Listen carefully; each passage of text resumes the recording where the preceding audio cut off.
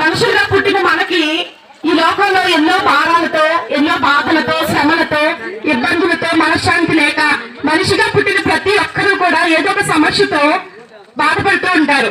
అయితే మీరు అనుకోవచ్చు, ఒకవేళ మీరు అనారోగ్యంతో ఉంటే మనం హాస్పిటల్కి వెళ్తాము అని మీరు అనుకోవచ్చు. కానీ డాక్టర్లు మందులైతే ఇవ్వగలుగుతారు, కానీ ఆరోగ్యాన్ని అయితే ఇవ్వలేరు.